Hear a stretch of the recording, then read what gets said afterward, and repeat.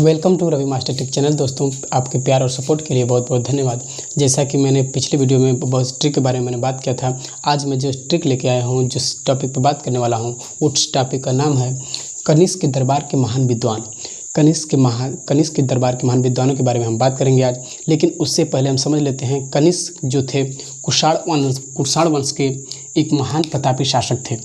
कनिष्क, आप पहले ही समझ लीजिए कुषाण वंश था क्या। कुषाण वंश के संस्थापक के बारे में क्वेश्चन पूछता है कि कुषाण वंश के संस्थापक कौन थे। तो कुषाण वंश के जो संस्थापक थे वो थे कुजुल कड़फिसेस। ये इनका नाम है कुजुल कड़फिसेस। कुजुल कड़फिसेस ये नाम है।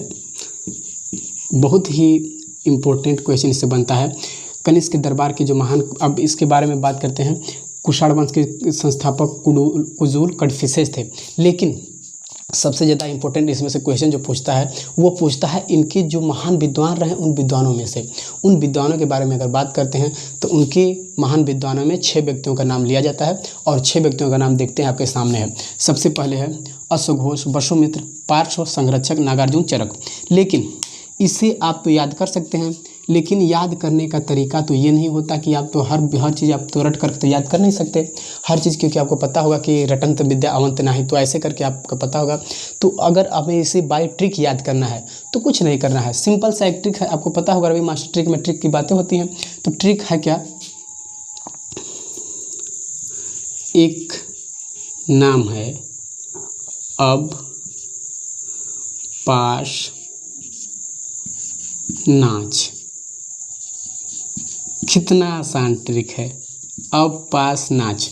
सिर्फ अब इस ट्रिक से आप अब पास नाच ट्रिक की मदद से आप कनिष्क के दरबार के जितने भी सदस्य, जितने भी महान विद्वान रहे उन लोगों का नाम याद कर सकते हैं। जैसे देखिए, बात करते हैं अ से अश्वघोष, ठीक, व से वसुमित्र, पा से पार्श्व, स से संरक्षक और ना से नागार्जुन, च से चरक। लेकिन अब देखिए, अब तो सिर्फ हम इन महान विद्वानों के नाम के बारे में हमें जानना है कि इनके दरबार में महान कौन कौन से विद्वान रहते थे। लेकिन अब इन लोगों के बारे में जानना उतना ही जरूरी है जितना कि इसके बारे में जानना था। ट्रिक तो बाय द वे, ट्रिक से तो हम अब पास नाच करके याद कर सकते हैं ट्रिक से कि ये विद्वान कौन कौन से रहे होंगे। लेकिन इन विद्वानों के बारे में जानना भी तो जरूरी है। थोड़ा सा इसे जानने से पहले हम कनिष्क के बारे में जान लेते हैं। कनिष्क कुषाण वंश के सबसे प्रतापी शासकों में से एक रहे हैं और इन्होंने एक शक संवत जो 78 ईस्वी में इन्होंने एक शक संवत प्रारंभ किया। क्वेश्चन बार बार पूछता रहता है, इससे हमेशा क्वेश्चन रिपीट रहता है। हर एग्जाम में पूछता है कि शक संवत किस शासक ने या कब किस सन में मतलब लागू किया गया था। तो शक संवत जो था कनिष्क ने लागू किया था, वो भी 78 ईस्वी में।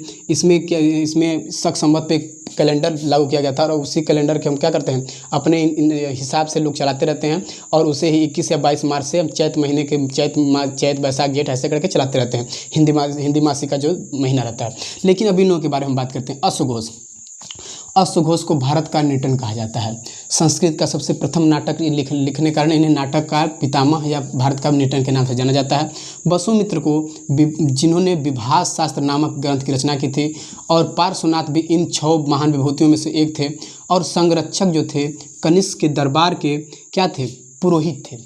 कनिष्क के दरबार के पुरोहित थे जो पूजा वूजा करने का काम होता था, ये यही करते थे। अब नागार्जुन को हम भारत का आइंस्टीन कहते हैं।